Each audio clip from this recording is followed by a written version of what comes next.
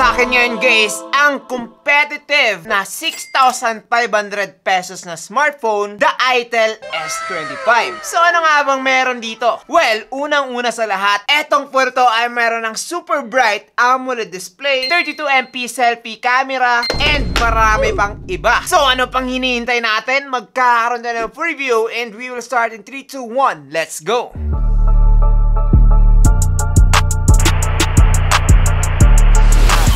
Hey, what's up guys? I'm JP and this is JT TV. Ngayon, pag-usapan naman natin yung build quality nitong phone na to. So, pagdating dito guys, meron tayong iba't ibang kulay. Merong black, merong green, and Sahara Gleam, which is parang gold. Pero eto guys, just look at that, diba? Ang ganda! Pagdating dito, meron tayong glass front, plastic back, and plastic frame. Sa ibaba, nakalagay yung kanyang 3.5mm port, microphone, Type-C port, and speaker grills. Dito naman sa right side, nakalagay yung kanyang volume rockers and yung kanyang power button. And on the left side naman, nakalagay yung kanyang SIM card tray, which is nagsasupport ng 2 SIM card plus 1 SD card. And on the top, wala tayong makikita dito guys. Dito sa kanyang likod, nakalagay yung kanyang dual camera, tapos meron tayong ring flash dito, which is napakalakas. Yes, malakas talaga siya guys. Just look at that, parang hindi na makikita ng camera ko. Parang sun. Ngayon, hindi lang yan yung malupit dahil nga meron tayong 360 na flashlight dito.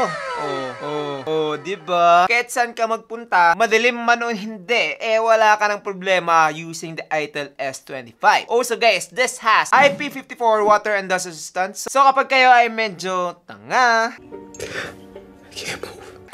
Tapos natapunan nyo siya ng tubig, kape, or kahit ano pa mang liquid, makakasurvive pa rin po to. Splash resistant to. Huwag na huwag nyo lang talaga siyang ilulublob dahil nga mamamatay to of course. But yes, so far ang ganda naman ng kanyang build quality. Now, makakatapat ba siya sa kanyang ultra version? Para sa akin, hindi. So kung gusto mo yung mas magandang build quality, go for the Itel S25 Ultra. Mas maganda to guys, mas manipis, and mas matibay. While this one, okay lang po siya, decent na siya. And of course, mas mura din siya kesa dito. Now, here we go! Eto guys, yung gustong-gusto ko with this phone. This has 6.78-inch 1080p Full HD Plus resolution na AMOLED display with 120Hz refresh rate pa with up to 1,800 nits of peak brightness. Just look at that, diba? Napaka-bright. Hindi na siya nakaklaro ng camera ko. Sobrang bright na talaga nitong phone to guys, na kahit sa labas kayo gumagamit ng cellphone palagi, wala kayong problema dito. Dahil nga makikita and klarong-klaro pa rin yung kanyang display. Ngayon, dahil nga AMOLED to, syempre, yung kanyang colors is mas maganda compared sa mga IPS LCD. Mas deep na rin yung mga black dito, and also pagdating sa kanyang bezels guys, mas manipis na rin po siya, diba? Halos wala na siyang bezels dito. So, yun yung mga nagustuhan ko about sa display nitong phone ito. Kapag kayo mahilig mag-SOCMED, mag-scroll lang dyan, manood ng mga movies, well, definitely magugustuhan mo na etong phone ito. Super high quality na ng kanyang display, guys. And, kung ikukumpara naman natin siya dito kay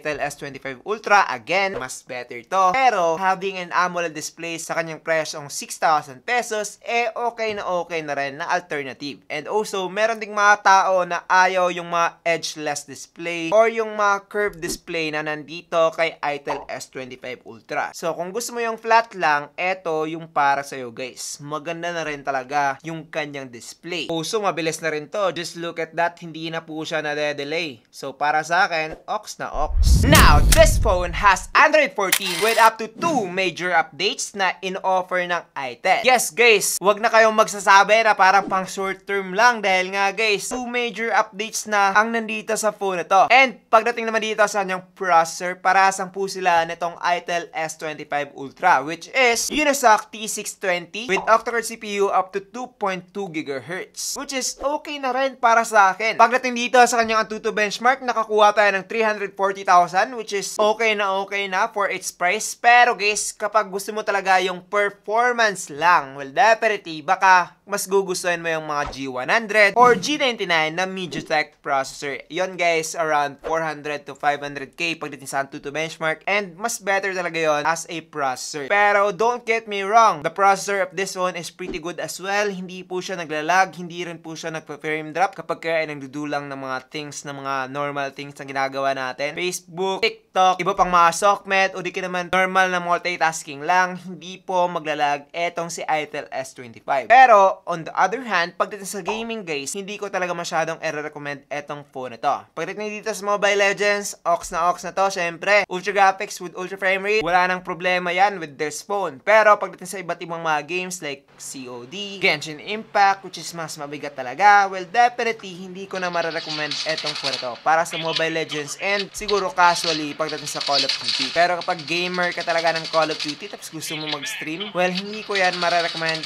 using this phone. So far, pagdating dito sa kanyang performance guys, decent lang etong phone na to. Now, pag-usapan naman natin yung kanyang battery. So, eto guys ay meron ng 5,000 mAh battery with 18 watts of fast charging. Well, para sa akin, hindi yun fast. But yes, kapag kayo ay heavy user, well, definitely, abot ka lang ng 1 day dito. Pero kapag kayo ay mga idle lang, mga hindi masyadong gumagamit ng smartphone, well, definitely up to 2 days ka with this phone. Sa charging naman, 0 to 100% in around 2 hours and 20 minutes to 30 minutes. So, ganun po siya katagal. So, kung ayaw mo ng waiting time, well, I guess this is not for you. But, there's a good thing about this phone. Dahil nga, eto guys, ay nagsusupport na ng bypass charging. So, kapag kayo ay lowbat, tapos gusto nyo mag-gaming, well, definitely, you can game while charging in this phone. Dahil nga, gumagamit na yon ng power directly from the source and not the phone. So, hindi na madadamage yung battery nyo habang nag-gaming while charging. Napaka-amazing, di ba? Now, let's talk about the camera. So, eto guys, ay merong 50MP main camera and isang auxiliary lens. And dito naman sa kanyang selfie, ay meron na tayong 32MP selfie camera, which is the same with the ITEL S25 Ultra. So, para sa akin guys, kapag mahilig kayo sa camera, well, definitely just try this phone. Pagdating dito sa kanyang back camera, napaka-natural na, napaka-high quality na rin. And para sa akin guys, perfect na perfect yung kanyang color reproduction. Kapag gusto mo naman yung medyo okay lang, well, definitely use the selfie. Pero yung kanyang selfie dito guys is hindi basta-basta. 32MP selfie camera and para ka rin magiging artista dito kapag ginamitan mo to ng Beautify. So, kung gusto mo yung maging mas pogi, well, definitely use the selfie camera. But, kung gusto mo yung natural lang na ikaw, well, use the back camera. Eto guys ay napaka-high quality na. And para sa akin, it's one of the best phone that you can get pagdating sa camera in this price point. Yes, in this price point, this is one of the best. Okay na talaga ako pagdating dito sa kanyang camera guys. And wala pa akong naging problema pagdating dito. Now, pagdating naman dito sa kanyang video guys, ito ay makakaabot na ng 2K 30fps, both main camera and selfie camera. And ngayon, try natin. So, eto guys, yung video quality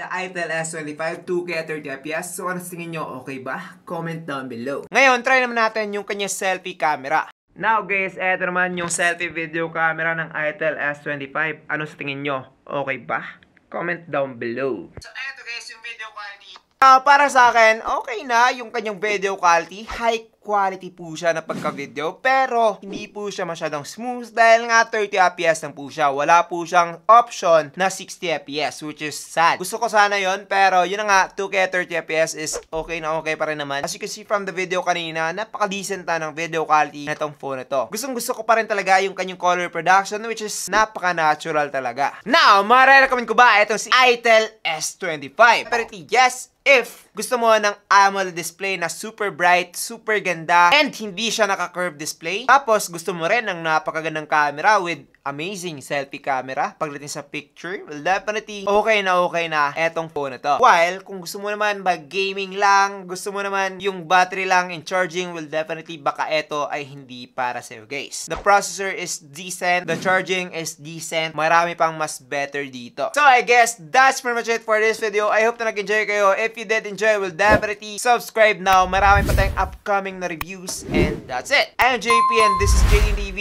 Thank you for watching and God bless. Bye-bye.